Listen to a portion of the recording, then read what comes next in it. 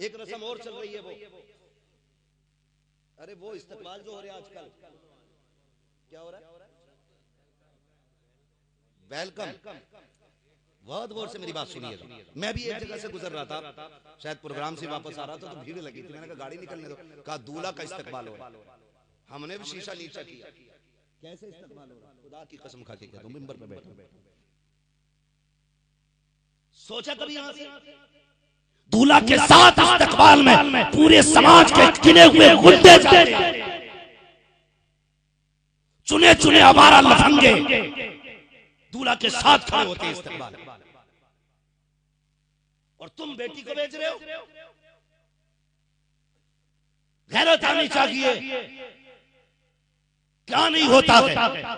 वो तंज, वो जुमले, वो कहे फूल बरसा रही तेरी बेटी गैर महरम के ऊपर, अरे डूब के मर जा।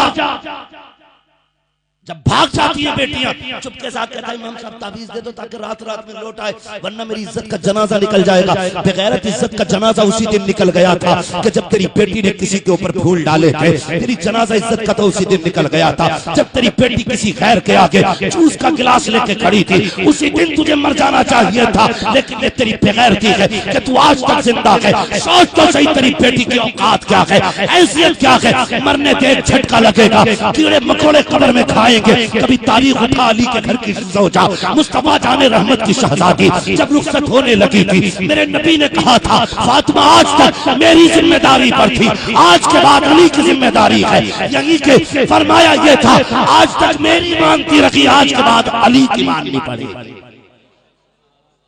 क्या पढ़ा रहे हो बेटियों को तुम? फिर इस्तकबाल की वीडियो, पूरी जिंदगी जनाजा निकलता है। बुरा ना मानिएगा, अंदाज में मेरा बहुत शौक नहीं है, शायद फिर उतर जाए तेरे दिल में मेरी बात। खाली 11वीं खाने से काम नहीं चलेगा, किरदार बनाना पड़ेगा, किरदार भी बनाना पड़ेगा। खाली ये मत सोचिएगा कि खाली खाते रहो, दंदनाते रहो, पूरी बदमाशियां करो और फिर जन्नत हमारे बाप की है। कोई हिसाब ही नहीं होना। तुम्हें क्या लगता है जहां हुसैन खड़े होंगे वहीं तुम खड़े होगे? बताओ। फरमाया गया कि उस दिन 2 सफ़े होनी है, एक सफ से कहा जाएगा जन्नतियों की सफ बन जाए, दूसरी सफ होगी जहन्नमियों की। हाँ, खुदारा दुआ करो अल्लाह में जन्नतियों की सफ नसीब फरमाए। दुआ मांगा करो अल्लाह से जन्नतियों की सफ नसीब हो जाए। हम अपनी बहन बेटी की इज्जत का जनाजा ना निकलने बंद करो। दूल्हा करके इस्तकबाल कराना क्या हम करेंगे? हाथ से नहीं, तुम तो झौवे भर भर के डाल दो, मगर मर्द डाल करो इस्तकबाल। मगर बचो तो इस तमाशे से। कैसे गैरत वाले दूल्हे होते थे पहले। निकाह के वक्त लड़का अपना नाम नहीं बता पाता था, इतनी गैरत होती थी। आज तो बेगैरत गाड़ी में अब तो खुली हुई आ रही है, आधा गाड़ी में आधा बाहर। उस दिन मैं सोचने लगा यार इतनी छोटी क्या चीज, गधे पे बैठा है क्या? यार घोड़े पे होता तो ऊंचा होता, अगर जमीन पे होता तो नीचा होता है। बीच में क्यों है? पता चला आधा गाड़ी में आधा गाड़ी के। नेता हो रहा नेता, शर्म करो यार। दूल्हा बने हो, खुदा ने ये दिन नसीब से अता किया। और चैलेंज है मेरा, अगर हुजूर ने निकाह को राइज न किया होता, किसी की हिम्मत नहीं थी कोई किसी की बेटी को टच करके दिखा देता। ये तो एहसान है मदीने वाले का, जिसे तूने जिंदगी में जाना नहीं, पहचाना नहीं। 3 मरतबा कबूल कबूल क्या कहा, तेरे बिस्तर पे आके बैठ गई। तूने कहा चल तो चलती रही, तूने कहा उठ तो उठ जाती थी। तेरे सोने से पहले सोती नहीं थी, तेरे खाने से पहले खाती नहीं थी। तुझे क्या लगता है ये तेरा कमाल है? ये सारा कमाल मदीने वाले मुस्तफा का है। ये जो तेरी इशारों पे नाच रही है, ये मुस्तफा जाने रहमत का कमाल है। जो तेरी मर्जी से चल रही है, ये मुस्तफा का कमाल है। फिर तू किधर जा रहा है? तूने क्या क्या ना किया। पूरी बदमाशी पे हम उतर आए, हमने दुनिया को फॉलो किया। काश मदीने वाले मुस्तफा को फॉलो किया होता। लोग कहते मेरी शादी में बड़ा मेहमान आया था, मुझे बता तूने मंत्री को बुलाया, विधायक को बुलाया, सेठ को बुलाया, बड़े बड़े अमीरों रईसों को बुलाया कि अपनी शादी में तूने मदीने वाले मुस्तफा को बुलाया कि नहीं? आप कहेंगे ये कैसे हो सकता है? हाँ हाँ ये भी हो सकता है कि शादी तेरी हो, मेहमान मदीने वाले आका बने। आप कहेंगे कैसे? तो सुनो, जैसे तुमने एक कार्ड बनाया, एक विधायक के घर भेजा, प्रधान के घर भेजा, तो यहाँ ये कार्ड था जिस पे ये लिखा हुआ था बेटी फला की है बेटा फला का है, बेटी फला की है बेटा फला का है। तुमने ये कार्ड भेजा और अगर हुजूर को बुलाना चाहते थे तो डीजे ना लगाते, तमाशा ना करते, जब तू दूल्हा बनता मुस्तफा की मिलाद की महफिल सजा देता, इधर हुजूर की नाते होती, सुनने के लिए मदीने से आका खुद तशरीफ ले आया।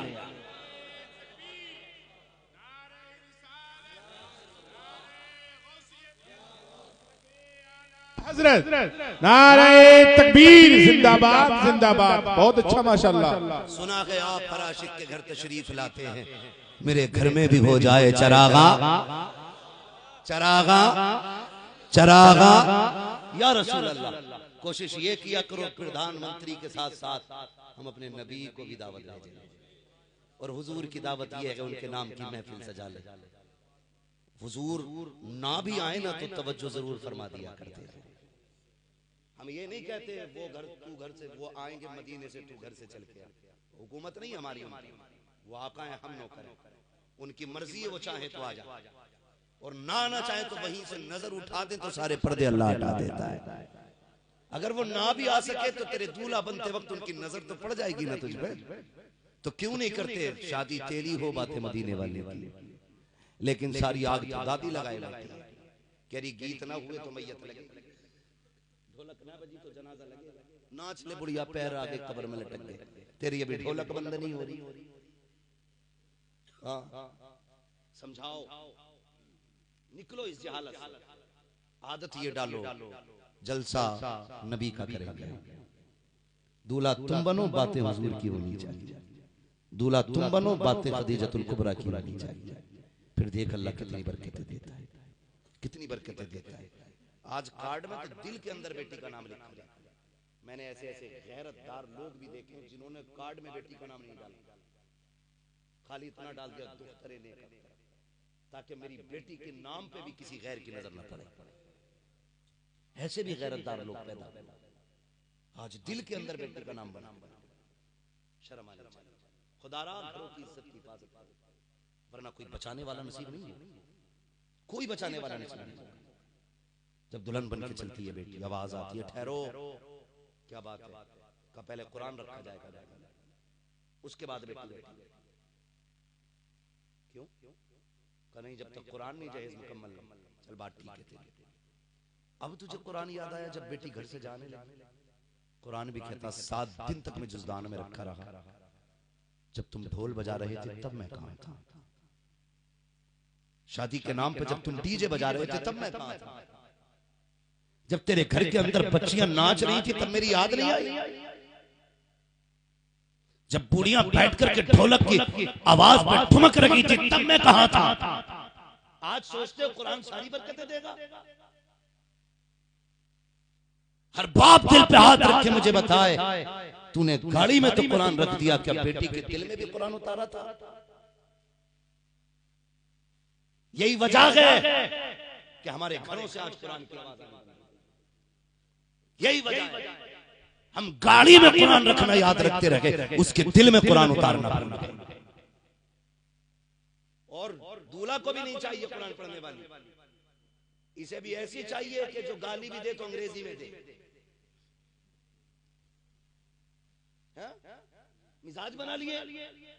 याद रखिएगा, जमीन अच्छी होती है तो फसल अच्छी होती है, माँ अच्छी होती है तो नस्ल अच्छी होती है। बंजर जमीन से कभी गुल नहीं हुआ करती, और खुशहाल जमीनें कभी बंजर नहीं रहा करती। अच्छी औरतों को अपने घर की इज्जत बनाइए, और बापों से गुजारिश है कुरान पढ़ाओ बेटी को। नतीजा क्या होता है सुना? एक तरह एक हंगामे मैशर हो तो भूलूं उसको, सैकड़ों बातों का रह के ख्याल आता है। बहुत सारी कमियां हमारे बीच। ये सिर्फ एक बात कर रहा हूं, अभी जहेज आता है ना तो सबसे पहले सास आके खड़ी होती है, लल्ला क्या ला रहे हो? Washing machine. इसमें क्या लाए? फ्रिज। इतना ऊंचा। इसमें क्या? जूस की मशीन का मेरे कमरे में रखे। बाद में आता है कुरान। ये क्या का कुरान? हमारे घर तो पहले से ही 8 रखे, उन्हें कोई पढ़ने वाला ना है, जाओ इसे मस्जिद में पहुंचा दो। ये कड़वी सच्चाई हमारे घर। नौजवानों बदलो, सोच भी बदलो और अपने आप को भी बदलो।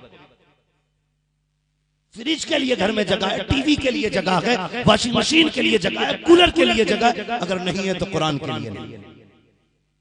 फिर कहते हैं बरकत नहीं हो रही। जिस घर में कुरान रखने की जगह ना हो उस घर में लानतें आया करती हैं, रहमतें नहीं आया। इसलिए और अगर किसी घर में किस्मत से कुरान रख भी दिया जाए तो सिर्फ वो शो पीस बना रहे। रोज उठेगी हमारी बेटी, फ्रिज को झाड़ेगी, कूलर को झाड़ेगी, वॉशिंग मशीन को झाड़ेगी, एलसीडी को झाड़ेगी, गाड़ी पर पोंछा मारेगी, लेकिन कुरान की गर्द उतारने की किसी को तौफीक नहीं। कब खोलते हैं हम कुरान? जब किसी घर में मैयत होती है तब कुरान उतारा जाता है, जब तीजा आता है तब कुरान उतारा जाता है, जब जनाजे उठते तब कुरान उतारा जाता है। क्या किया अच्छा हो जब घर से बेटियां भेजो, उन्हें कुरान पढ़ा लिया करो, उन्हें दीन सिखा लिया करो। तुम ऐसी लड़कियों को घर की इज्जत बनाओ, उसे हाई स्कूल की डिग्री आती हो ना आती हो, रब का कुरान पढ़ना आता हो, भले ही उसको डांस करना आता हो ना आता हो, गाना गाना आता हो ना आता हो, लेकिन उसे सजदों की तमीज होनी चाहिए। उसे भले ही बेड की चादर बिछानी ना आती हो, लेकिन 5 वक्त मुसल्ला बिछाना आना चाहिए। ये लाजिम कर लीजिए। हम उसी को घर की इज्जत बनाएंगे जो सुबह शाम कुरान पढ़ती हो। खुदा की कसम खा के कहता हूँ, अगर घर के अंदर कुरान वाली आती है तो फिर उस घर के अंदर रब की तरफ से दुरूद और सलाम आया। इसलिए लाजिम कीजिएगा हम अपने घर में ऐसी औरत लाएंगे जो कुरान वाली। और जब बेटी दीनदार होती है तो अल्लाह फिर बेटे भी दीनदार होता है। बस बात खत्म करने लगा हूँ। सरकार गौसे पाक के वाली, सरकार गौसे पाक के वाली, आपको मालूम है ना, पहुंच गए, सेब खाया, याद है ना वो बात? हराम से बचिएगा, अल्लाह हलाल की तौफीक अता फरमाए। बिस्मिल्लाह पढ़ के दुकान खोला करो। 1 घंटा ही बोलते हैं, चाहे अमेरिका जाएं या अफ्रीका जाएं, इससे ज्यादा नहीं, क्योंकि हमें भी जिंदा रहना 365 दिन में 400 से ज्यादा तकरीर करनी रहती है। मशीन नहीं है बटन दबा। तो आज तो ये मुफ्ती शमशाद साहब की मेहरबानी है, आज मैं कई दिन बाद लौटा था घर पे, आज मुझे आराम का दिन था। तो इनके चांद साहब के बहुत ज्यादा इसरार की वजह से मुफ्ती शमशाद कहने लगे यार आ जाओ, ये कमेटी बड़ी दीवानी है। तो मैंने कहा चलो यार एक रात की कुर्बानी और से, मुझे नहीं मिलेगा एक दिन भी आराम का। मुझे आज भी तकरीर करनी, कल भी करनी, जितने दिन घर पे रहूंगा मुझे उतने दिन तकरीरें करनी है। बस अल्लाह आपको सलामत रखे, अल्लाह आपको सलामत रखे, आपके नजरियात को सलामत रखे। बस आखिरी बात मेरी सुन लीजिएगा। सरकार गौसे पाक के वालिद ने दिल के हलक के अंदर सेब आया तो दिल ने कबूल नहीं किया, चलो माफी मांग ली जाए। माफी मांगने के लिए तशरीफ ले गए, बाग में गए, सुने बहुत गौर से, किसकी औलाद है गौसे पाक? माफी मांगने के लिए एक बंदा सफाई कर रहा था, कहने लगे मालिक तुम हो? कहा नहीं। कहा फिर मालिक कौन है? कहा वो छप्पर में बैठ के अल्लाह की इबादत कर रहा है। उसने कहा जाओ उनसे मिल लो। आप फरमाने लगे उनसे कह दीजिए कोई परदेसी आया और आपसे मिलना चाहता है। आप अपनी इबादत में मसरूफ थे, खादिम गया हुजूर कोई परदेसी है मिलना चाहता है। जाओ पूछो उससे जाके क्यों आया। कहने लगे क्या बात? का एक सेब धोखे से उठा के खा लिया, भूख तेज लगी थी, बस उसी की माफी के लिए आया। दौड़ के जाके कहने लगा बाबा ये जो बंदा है ना ये सेब की माफी के लिए आया, कह रहा दरिया में बहता जा रहा था। बस फिर तो मुसल्ला जल्दी से छोड़ा, बाहर तशरीफ ले आए। कहने लगे भेजो। सर से लेकर पैर तक देखा, कहने लगे अगर मैं माफ न करूं तो का हुजूर कोई भी कीमत हो माफी दे। फरमाने लगे फिर बरसों तक मेरे बाप की रखवाली करनी पड़ेगी। कहने लगे आखिरत के अजाब से बेहतर है कि बरसों आपकी नौकरी कर ली जाए। फिर उसके एवज में उनके बाप की रखवाली करते रहे। वक्त पूरा हुआ, हुजूर अब जाऊं। एक रिवायत में कि फिर टाइम बढ़ाया था। और एक बात ये भी है, कहने लगे एक शर्त और है। कहा कौन सी? का मेरी बेटी से निकाह करना पड़ेगा। कहने लगे ये फैसले तो बड़े करते हैं, हम कैसे करते? कहा नहीं फिर माफी नहीं है। कहने लगे फिर ठीक है मंजूर है। कहा ये भी तो सुन लो बेटी है कैसी? बेटी सुन रहे हैं ना आप लोग, समझ रहे? बेटी है कैसी? ये अब्दुल्ला सुमई कहते हैं है कैसी बताइए? कहने लगे अंधी भी है, गूंगी भी है, लूली लंगड़ी है। सोचने पर मजबूर हो गए, कोई चीज ठीक नहीं है मगर माफी का मसला था। कहने लगे जो होगा देखा जाएगा, मंजूर है। निकाह हो गया। कहने लगे किधर जाना? का वो जो सामने घर है उसमें तुम्हारी ज़ौजा है। सुने बहुत चांद भाई, जैसे ही अंदर गए ना दरवाजा खटखटाया, अंदर से आवाज आई ठहरिए। कहने लगे गूंगी की बात थी तो बोल भी रही, जैसी दरवाजा खुला तो लोली लंगड़ी नहीं बल्कि चांद का टुकड़ा निगाहों के सामने खड़ा था। ऐसे बाहया थे कि पहली नजर पड़ती नजरें झुका ली, उल्टे पैर दौड़ाए, लगता हुजूर गलत जगह पहुंच गए। फरमाने लगे गलत नहीं, सही जगह थे। कब वो कौन फिर जिसने दरवाजा खोला? कब वही तुम्हारी बीवी है। कहा हुजूर आपने तो कहा था कि वो अंधी है, लेकिन उसकी आंखें भी ठीक है, जुबान भी ठीक है। कहने लगे इसलिए कहा था अंधा कि उसने आज तक खिलाफ शरा कोई चीज देखी नहीं है, खिलाफ शरा कोई चीज नहीं देखी उसने। कहा उसने शरीयत की हदें पार नहीं की, इसलिए मैंने उसे लंगड़ा कहा था। आंखों में आंसू आ गए। कहने लगे अबू साले तुझे क्या पता, जिस दिन ये घर में आई थी ना तो कोई इसकी अजमतों का ऐलान कर रहा था, फिर इसने जिंदगी मेरे आंगन में गुजारी। बड़ी फिक्र थी मुझे कि इतनी पारसा बेटी है, ऐसा लड़का कहां से लाऊंगा। कहने लगे कोई कह रहा था परेशान ना हो, हमने अगर तुझे बेटी दी है तो बेटा भी हम ही भेजेंगे तेरे दरवाजे पे। कहा तुम्हारा पता में बताया गया। का ये मजदूरी एवज में नहीं कराई गई है, सिर्फ रखवाली एवज में नहीं, बल्कि हम तुम्हें देखना चाहते थे मेरी बेटी के लायक हो के नहीं। जैसी मेरी बेटी बादशाह है, मैं तुम्हारे सुबह शाम देख रहा था, तुम्हारी इबादत का मामूल देख रहा था, तुम्हारी जिंदगी की नशिस्त बर्खास्त देख रहा था। उसके बाद मुझे फैसला करना था। बात बेटी की थी, ऐसे ही तो हाथ में हाथ नहीं देना था। तुम भी गौर कीजिएगा, आप भी समझ लेना, जब बेटी का हाथ दिया करो बहुत छान फटक के हाथ दिया करो, ऐसे ही किसी के हाथ में हाथ न दे दिया करो। 50 की जमीन देखी बेटी सौंप दी, मीलों का मालिक देखा बेटी दे दी, पैसे वाला देखा बेटी दे दी। नहीं खुदा की कसम, बेटियां पैसों से खुश नहीं रहा करती है, बेटियां इज्जत से खुश हुआ करती है। ऐसे घर में बेटी दिया करो जो रब का भी वफादार हो, अपने माँ बाप का भी वफादार। वरना कई बार पैसे वाले बेटियों को सितम के आगे अपने नचाया करते। सिर्फ पैसे वाला ना देखो, शरीफ देख के बेटी दिया करो। इसलिए गुजारे तो फटे कपड़ों में भी हो जाएंगे, लेकिन सितम के साथ गुजारे मुश्किल होते हैं, गुजारे मुश्किल होते हैं। ये बात इसलिए भी कह रहा हूं, बेशुमार बेटियों की ये सिफारिश रहती है मौलाना इस बात पे भी बात कर देना कि बड़ा जुल्म होता है ससुराल में, बड़ा सितम होता है। खुदारा अपनी बेटियों को सोच समझ के किसी के हवाले किया करो। ये गुड़िया गुड्डे नहीं, 18 साल पाले हुए जिगर के टुकड़े होते हैं। बेटियां इतनी खुददार और फर्माबरदार भी होती हैं, कितना भी सितम ससुराल में होता है कभी बाप से नहीं कहती है। तुम तो ये कहते हो राजा बेटी जाओगा देखा जाएगा हम देख लेंगे, लेकिन बेटी तुझसे क्यों नहीं कहती? मालूम खुदा की कसम कुत्ते की तरह मारा जाता है। और एक बात और सुन लो, बेटी रुखसत होती है तो कोई क्यों रोता है? मर गई है वो, जिंदा तो है ना। आज के बाद बोलेगी नहीं, वो नहीं बोलेगी भी, कभी आनी नहीं, आएगी भी। फिर बाप रोता क्यों है? सिर्फ ये ख्याल रुलाता है मैंने भले ही चटनी से बेटी को लुकमे खिलाए, लेकिन इज्जत के खिलाए थे। मालिक आज बेटी परदेश जा रही है, ख्याल मुझे बेटी का ये आ रहा है, पता नहीं मेरी बेटी को इज्जत से टुकड़े मिलेंगे या ठोकरों में रोटी मिलेगी। ये ख्याल उड़ाता है अपने बाप को, या अल्लाह मेरी बेटी को इज्जत के टुकड़े देना। ये कहता है बाप रो रो के अपने रब से। सोच समझ के बेटियां दिया करो। कितनी बार चेहरे बिगाड़ दिए जाते हैं बेटियों के मार मार के, लेकिन जब बाप के घर आती है तो मुस्कुराती हुई आती है। कितने गम उसके सीने में दफने कोई नहीं जानता। वो हंसती हुई घर आती है, बाप कहता है बेटी क्या हाल है?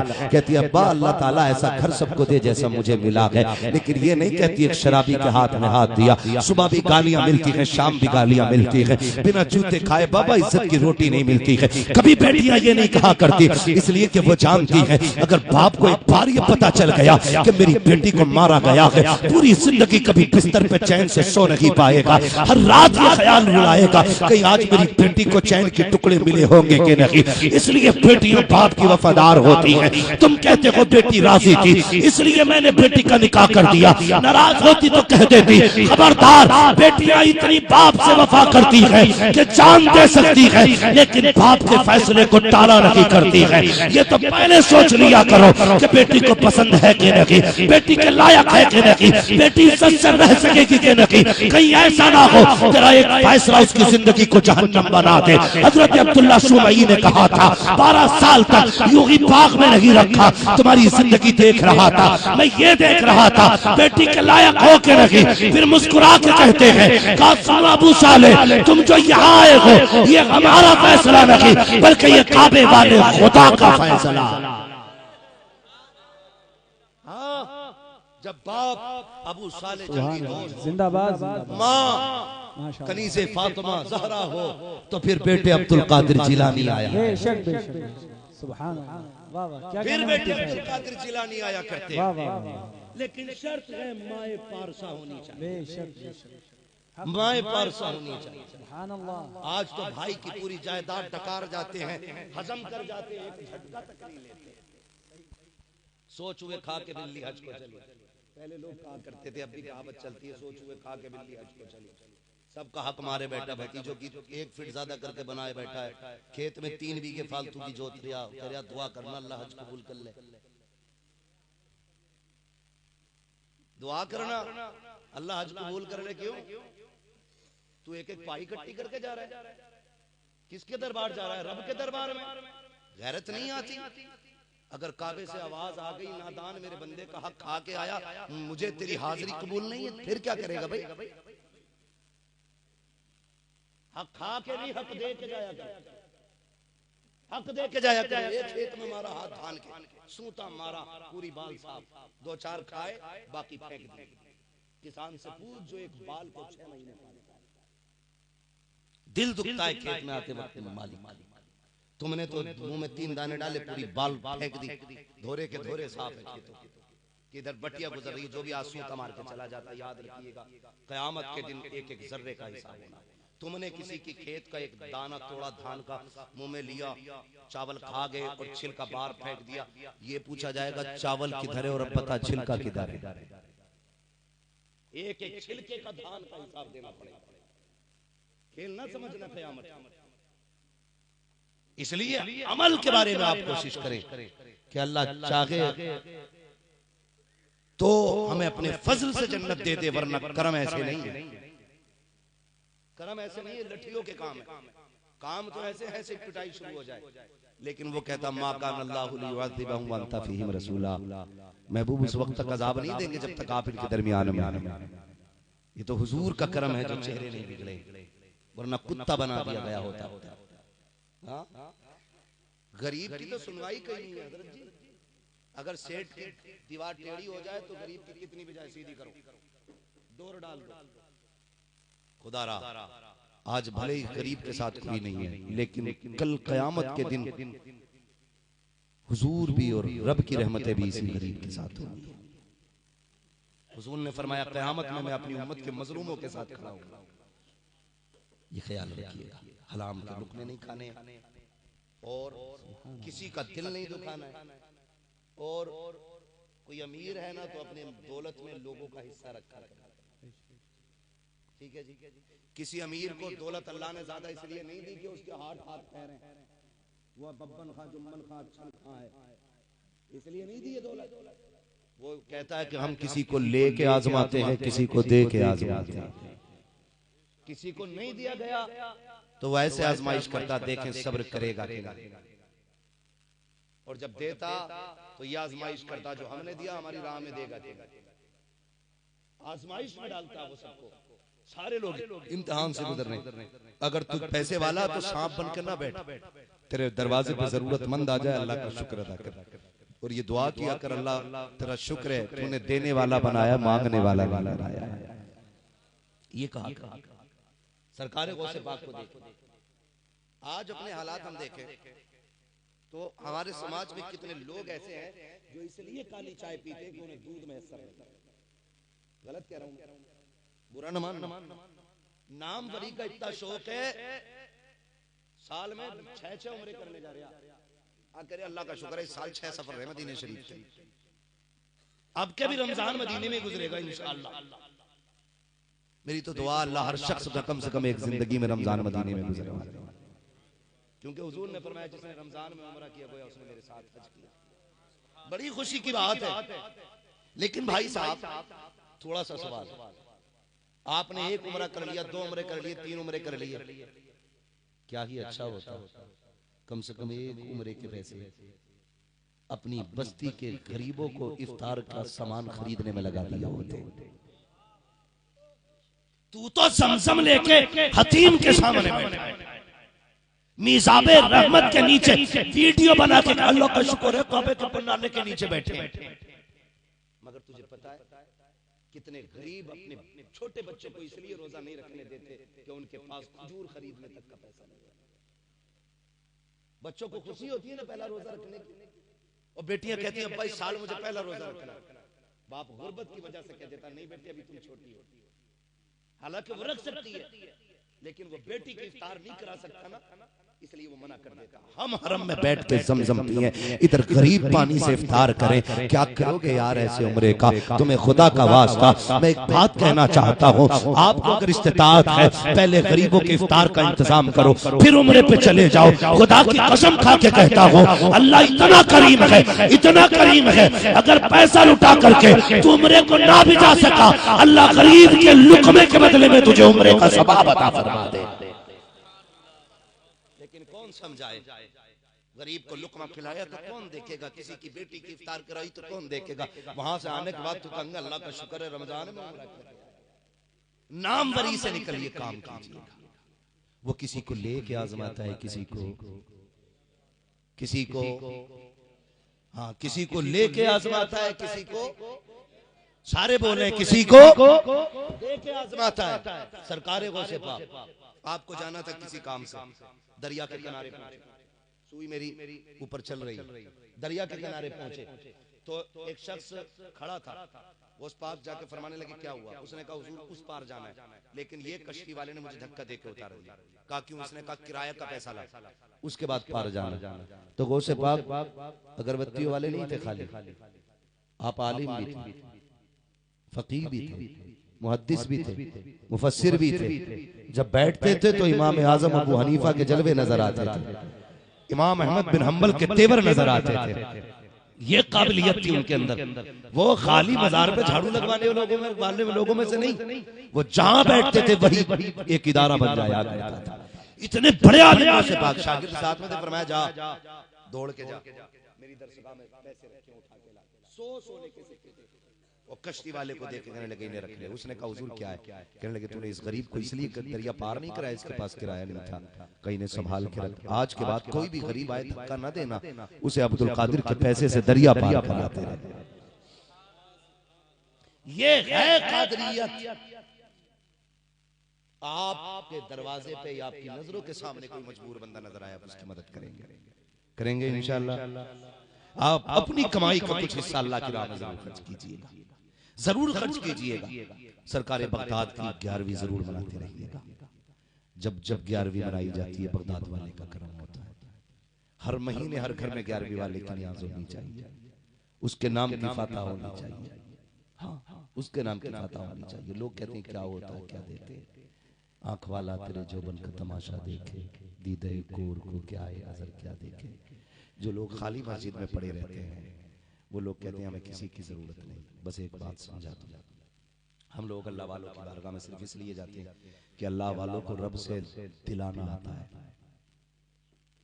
उन्हें रब को मनाना आता है। कैसे? सरकार गौसे पाक की बारगाह में शहर का अमीर तरीन आदमी था, उसने कहा हुजूर मेरे घर एक वक्त की दावत खा ले। सरकार गौसे पाक फरमाने लगे नहीं मुझे फुर्सत नहीं है, दीन की तबलीग का काम है, मैं नहीं जा सकता। तो वो रोने लगा। गौस पाक समझ गए कोई बड़ा मामला है, वरना ये इतना नहीं रोता। कहने लगे मंजूर है तेरी दावत। चले गए, पहुंचे ना तो एक संदूक लाया गया। फरमाने लगे इसमें क्या है? दस्तरखान बिछाया, करवट में संदूक ला के रखा गया। सेठ साहब कहने लगे इसमें क्या? उसने कहा हुजूर इसमें मेरा बेटा है, 18 साल हो गए, लेकिन जब से दुनिया में आया है ये भी तक बोला नहीं है, अपने पैरों पे खड़ा नहीं हुआ, हाथ नहीं चलते इसके, धड़कन ही धड़कन है। कहने लगा मैं अल्लाह की रजा पे राजी हूं, उसने कम से कम एक धड़कन वाला बेटा ही दे दिया, मुझे बेऔलाद तो नहीं रखा है, मैं उसका शुक्रगुजार हूं, लेकिन आपको तकलीफ देने का ये मकसद है। सुना है रब कभी आपकी टालता नहीं है। बगदाद वाले हाथ उठा दे, अगर सुन ली तो मेरा भी बेड़ा पार हो जाएगा। आपसे सिर्फ इतनी इल्तिमास है, अगर वो ना भी सुनेगा ना, कहते हैं फिर भी मैं राजी हूं, मैं इसी को संभाल के रखूं, ये मेरी रब की बहुत बड़ी नेमत है। कम से कम एक बेटे का बाप तो हूं मैं, ये बाप के सीने का जज्बा होता है, एक बेटे का बाप तो हूं मैं। हुजूर दुआ करें। अब बगदाद वाले के हाथ उठे, क्या कहते हैं मालूम? कहते मालिक इसके दिल में किसने डाला कि अब्दुल कादिर के पास जा? तू नहीं डाला ना, और ये इसलिए आया कि मैं तेरा कह रहा था। अब अगर इसकी ना सुनी गई तो तेरे अब्दुल कादिर की रुसवाई होगी। और अब तेरी मर्जी है, तू चाहे तो अपने अब्दुल कादिर को इज्जतें दे दे, चाहे तो अपने अब्दुल कादिर को जलील कर दे। इतना कहने की देर थी, आंख में आंसू आए। खुदा की कसम बच्चा उठ के बैठे बैठा है और हुजूर पे खड़े होकर के दरूद पढ़ना शुरू कर देता है।